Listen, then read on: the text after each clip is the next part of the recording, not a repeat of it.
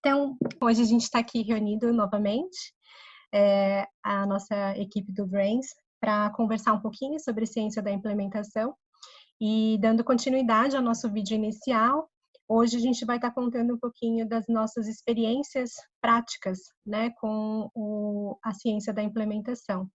Então, lembrando que a missão do Brains é traduzir um pouquinho desse conhecimento em relação à ciência da implementação, que muitas vezes está em outras línguas, em inglês especialmente. Então, hoje a ideia é a gente contar um pouco do que a gente tem feito no contexto brasileiro, o que a gente tem feito para traduzir esse conhecimento para o contexto do Brasil.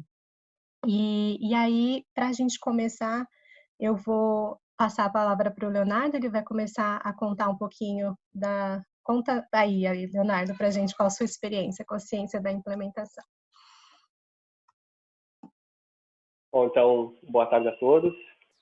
Como eu falei no vídeo passado, né, a minha experiência com ciência da implementação, ela começou depois que eu fiz aquele curso de ciência da implementação da FAPESP, lá em Campinas, onde eu conheci o pessoal e tal. Até então eu nunca tinha trabalhado, sempre tinha trabalhado com estudos observacionais, estudos de corte e tal. E depois dali eu saí com uma pulga atrás da orelha, porque no curso de nutrição da Unipampa, né, principalmente nos estágios, a gente trabalha muito com a questão do guia alimentar para a população brasileira, né, cujo um dos objetivos é diminuir o consumo de ultraprocessados, voltar para uma alimentação mais tradicional, etc. E tal. E depois que eu saí do curso de ciência da implementação, eu saí com uma pulga atrás da orelha, que era o seguinte: será que a gente está conseguindo levar as informações do guia para a população geral? Será que as informações que estão lá no guia, que a gente trabalha, que a gente se debruça ao longo do curso de nutrição e que os nutricionistas se debruçam para a população geral, né? Então, eu tive a ideia de tentar implementar sistematicamente as orientações do guia nas escolas. Aí a FAPEREX, que é a Fundação de Amparo à Pesquisa aqui do Rio Grande do Sul, ela abriu um edital ano passado, né, de auxílio recém-doutor. Eu escrevi um projeto e esse projeto, felizmente, foi aprovado e é o projeto de ciência da implementação que eu estou trabalhando agora. Qual é o objetivo desse projeto, só para vocês entenderem, né? É a gente pegar as orientações no guia e implementar nas escolas, na rotina das escolas. Tá? Como é que a gente vai fazer isso? A gente vai selecionar todas as escolas estaduais e privadas do município de Itaqui, que é um município pequeno, tem cerca de 40 mil habitantes. Então, ao todo, só para vocês terem uma ideia, são cerca de 15 escolas entre estaduais e privadas. Tá? A gente vai fazer, aplicar um questionário de baseline, vai fazer uma alocação aleatória das escolas, tá? E vai, naquelas selecionadas aleatoriamente, vai tentar implementar as orientações contidas no guia. Tá? Para o quê? Tentar diminuir, entre outros objetivos, né, tentar diminuir o consumo de ultraprocessados nas escolas. A gente vai ter medido previamente a implementação no estudo de baseline. Então, a gente vai fazer uma medida de baseline, uma medida de follow-up, e entre as duas medidas, a gente vai implementar ou tentar implementar as orientações do guia na rotina das escolas. E como é que a gente vai fazer essa implementação? Não existe uma ferramenta, pelo menos até agora, né, que tenha esse objetivo de implementar em escolas, mas nós temos uma ferramenta que é para a implementação do guia nas equipes de atenção primária. Então, o que a gente vai trabalhar? O que a gente está trabalhando, na verdade, no momento? A gente está trabalhando em tentar adaptar esse documento, que visa implementar o Guia Alimentar para a População Brasileira nas equipes de atenção, e adaptar para que a gente consiga implementar essas orientações do guia, os 10 passos para alimentação saudável, entre outras orientações, na rotina das escolas. Então, basicamente, é essa experiência. Nós temos um probleminha que, em função da pandemia, as escolas e a universidade estão paradas. Então, a gente está num estágio bem inicial. Apesar de já fazer mais ou menos uns 6 meses que o projeto foi aprovado, a gente está numa fase inicial em razão das circunstâncias, porque as escolas estão paradas e a universidade está parada. Então, no momento, o que a gente está fazendo? A gente está construindo o questionário e construindo um cronograma de capacitações para implementar. A gente imagina que talvez em junho, julho, né, com a retomada das coisas, né, das aulas principalmente, a gente possa começar esse estudo.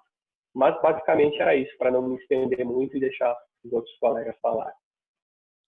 Obrigada, Leonardo. A gente vai passar agora para o Rafael.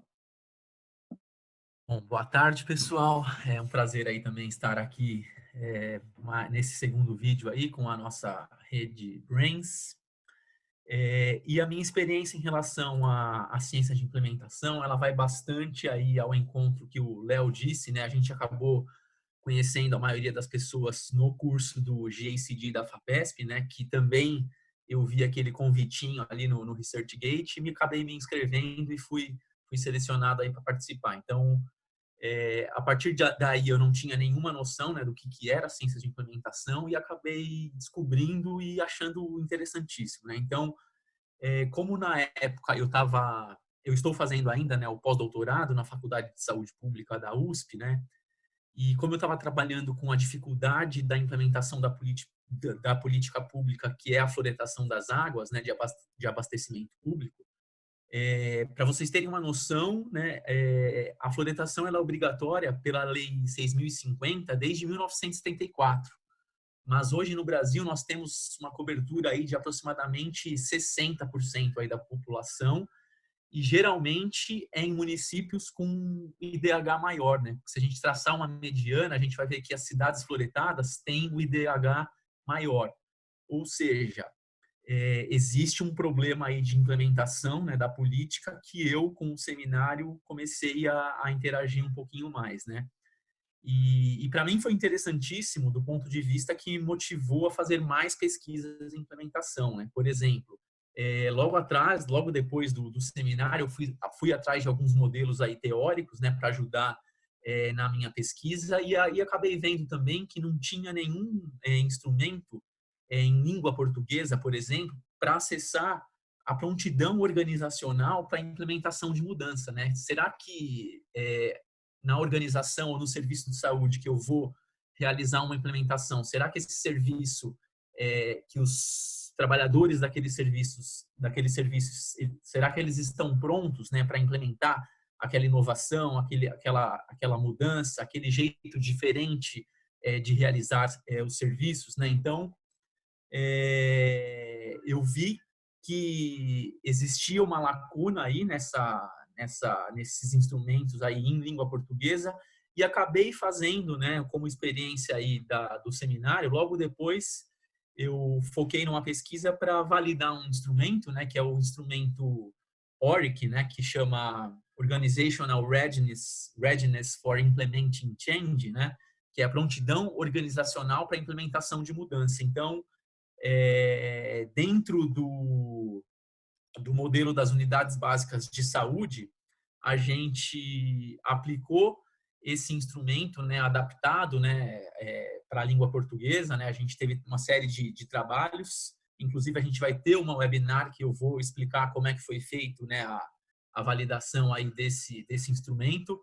E aí a gente aplicou em funcionários que estavam em mudança das unidades básicas de saúde tradicionais para serem para aquela unidade ser uma unidade de estratégia de saúde da família, né? Então a gente achou esse momento aí de que os profissionais estavam um modelo para passar para outro, né? Onde teria uma mudança, a gente achou um momento estratégico para aplicar esse instrumento e validar esse instrumento adaptado aí para a língua portuguesa. Então o artigo aí desse trabalho foi aceito para ser publicado na Revista Brasileira de Epidemiologia e a gente vai ter um webinar, eu vou comentar um pouquinho sobre ele e eu a partir daí comecei a me inteirar mais, né, nos assuntos de implementação e hoje estou orientando também uma aluna que ela está trabalhando para a implementação de dispositivo intrauterino, né,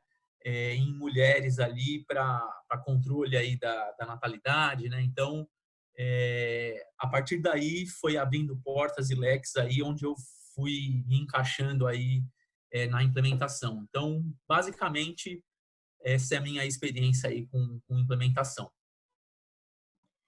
Obrigada, Rafael. Reginaldo, sua vez. Olá, pessoal. Muito legal poder estar mais uma vez para conversar um pouquinho sobre ciência da implementação. Para esse encontro nosso, a gente no primeiro encontro já se apresentou e em linhas gerais dissemos basicamente onde é que a gente se inseriu aí na ciência da implementação. E para contar um pouquinho da experiência, ou pelo menos da percepção de como a ciência da implementação fez parte aí de um trabalho já agora realizado. Claro que sempre é bom lembrar que um estudo de implementação, ele normalmente é um estudo muito longo, né? Porque você implementa alguma evidência, alguma prática baseada em evidência, e depois uma das fases da ciência da implementação consiste na avaliação do processo de avaliação em si e, obviamente, a avaliação do que foi implementado. Parecem coisas iguais, mas não são, são duas avaliações diferentes, e cada uma com o seu propósito. Da minha experiência com a ciência da implementação, eu apliquei essa metodologia, né, esse método, esses conceituais teóricos num estudo em que foi feita uma implementação de um sistema de vigilância epidemiológico em nível estadual. E dentre os marcadores ou os indicadores para a gente saber o quanto essa implementação ela foi obteve sucesso ou não, como toda implementação, um deles é a adesão, né? Taxa de adesão dos participantes ou do seu público-alvo. Então, taxa de adesão, não importa qual é o estudo de implementação, sempre vai ser um indicador. E depois vem outros indicadores. E por que é importante, ou por que é interessante, ou por que é válido usar, então, a ciência da implementação? Quando você se propõe a fazer um trabalho ou um estudo, mas que ao invés de você simplesmente ter uma ideia na cabeça e vai lá e implementa aquilo na vida real, se você usa um background, um referencial teórico que te guia, ou se você se preocupa em se preparar, se antecipar para o que pode estar previsto de dificuldades ou de oportunidades para melhorias no seu processo de implementação, você só consegue ficar ciente disso se primeiro, antes de ir implementar alguma coisa, você optou por lançar mão de um referencial teórico. E aí, quando você se propõe a ler esse referencial teórico, buscar informações, interagir sobre o referencial teórico, no meio do caminho, você começa a se deparar com informações que você nem estava ciente de que ela estaria lá.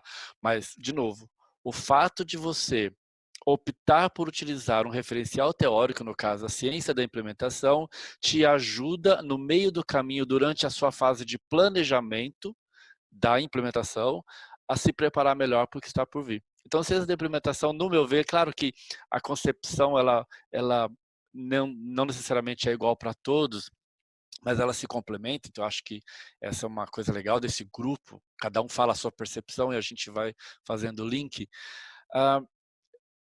A minha percepção é que se você não usa a ciência da implementação para te guiar, você simplesmente pula uma etapa muito importante, que é o planejamento, e vai direto para a ação de implementação. E aí, no meio do caminho, você começa a se deparar com situações que você não previu, mas que, se você tivesse previsto, você teria se preparado melhor. Outra coisa importante da ciência da implementação é que ela te mostra caminhos, ela te alerta, ela te antevém o que você precisa mensurar, ou o que você precisa guardar de informações para, depois do processo de implementação, explicar o porquê que deu certo ou porquê que deu errado. Então, a ciência da implementação, basicamente, ela te ajuda a planejar o que você quer implementar, ela te antevê, ela te prepara para, baseado em experiências de outros implementadores.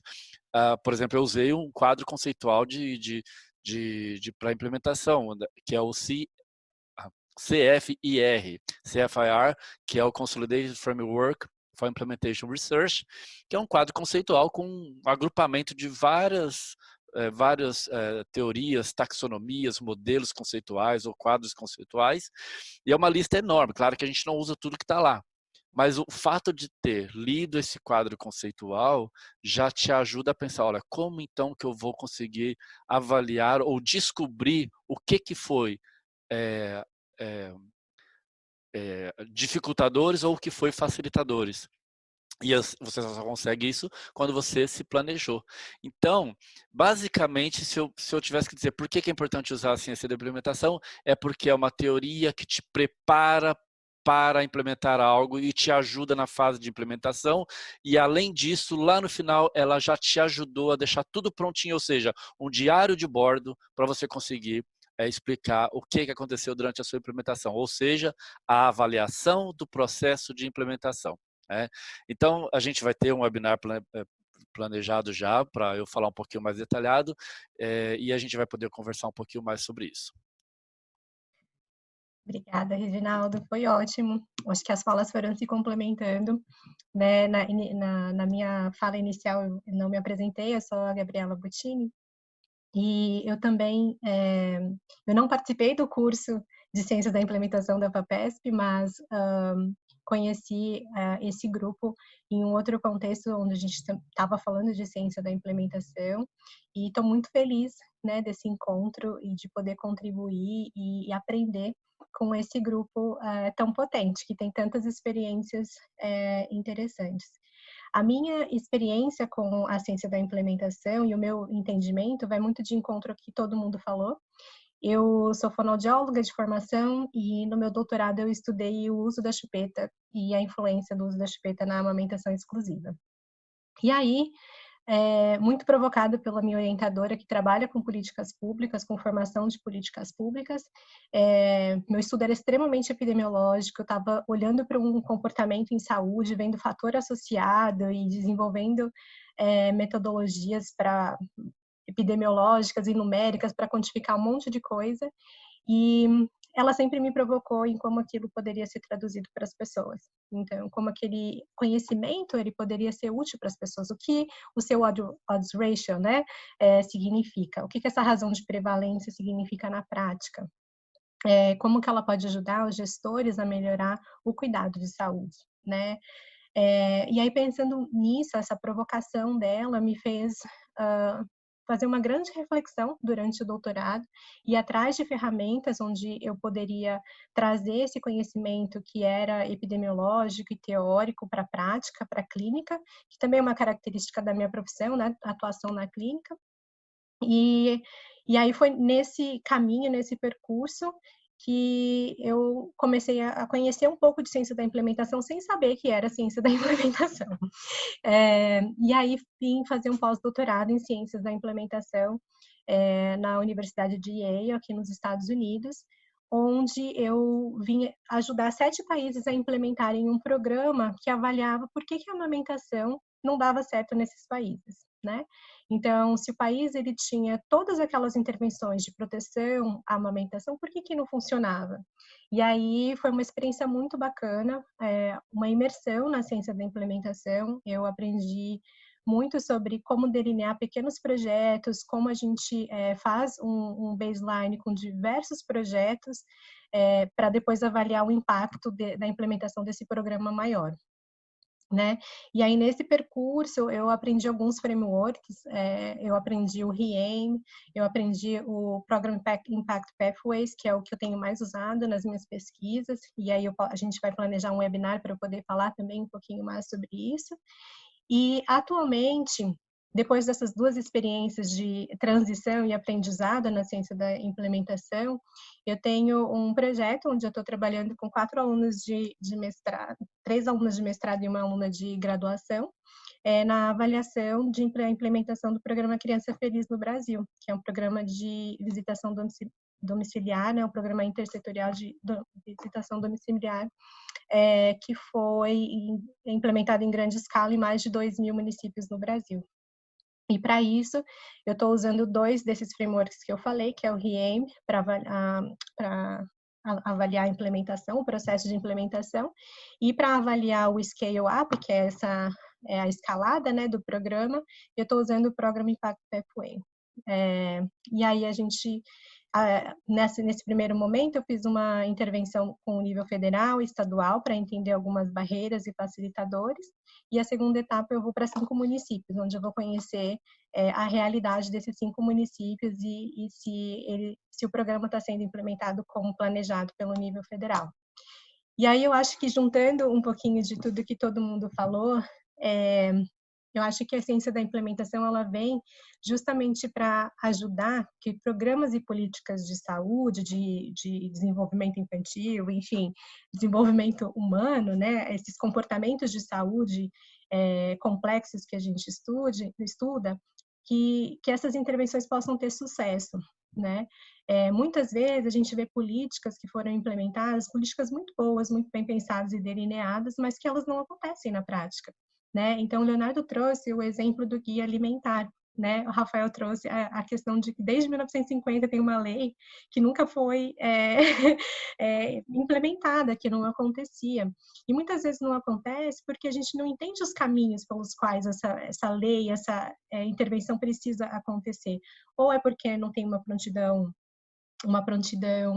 organizacional, ou é porque, de fato, não tem vontade política, não tem um advocacy, pessoas que, de fato, vão lá e falam isso é necessário por conta disso, né? Uma evidência de que aquilo, de fato, se faz necessário. Então, acho que todos nós, como implementadores e como pesquisadores, a gente aprende muito com a ciência da implementação, algumas coisas que eu vou destacar, né? Os desfechos bem definidos, né? Muitas vezes a gente vai implementar um programa, uma política, e a gente não sabe o que a gente está esperando como resultado. Então, acho que o Reginaldo colocou muito bem isso, ter os desfechos bem definidos, ter desfechos de curto prazo, de longo prazo. Qual é o meu desfecho? Qual que é o meu impacto? Quando que eu espero receber isso? Qual que é o caminho que eu sigo para que tenha sucesso essa implementação? O que eu já posso aprender com outros programas que foram implementados e que não deram certo?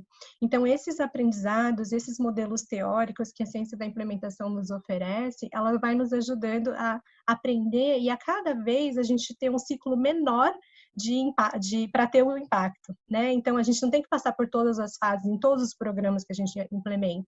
A gente pode implementar e ter o sucesso muito mais rápido se a gente usa esses modelos já estabelecidos na literatura.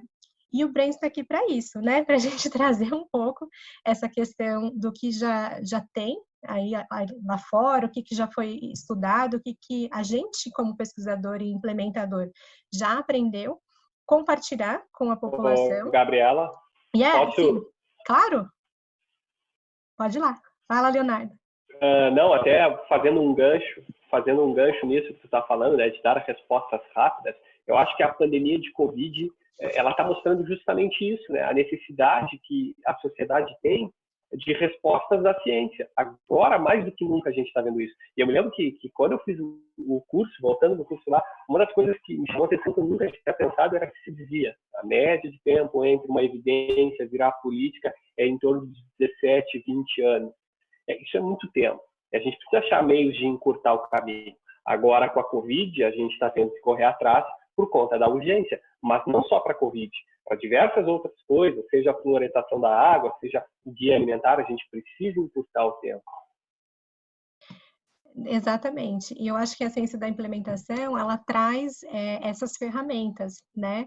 Então, os implementadores, as pessoas que estão desenvolvendo os programas e as políticas, elas têm que estar muito perto de quem tem esse tipo de conhecimento, porque se uma política, desde o começo, ela é pensada junto com uma avaliação, um processo onde vai se avaliar etapa por etapa, e vai se fazendo os aprimoramentos, então a gente vai fazendo aqueles feedbacks positivos, né, necessários, a gente tem essa resposta de maneira muito mais rápida e a gente está preparado quando tem uma emergência, uma situação de crise como essa que a gente está vivendo, por exemplo. Rafael, quer falar alguma coisa? Não, só falar siga a gente no YouTube, né? Siga nosso canal, que a gente vai disponibilizar aí bastante conhecimento e vai ajudar vocês aí a implementar o que precisa ser implementado para encurtar esse tempo aí e traduzir isso em conhecimento para a nossa população. Muito bem. É isso. Então, a gente fica por aqui hoje e a gente espera vocês no nosso próximo vídeo. Até logo!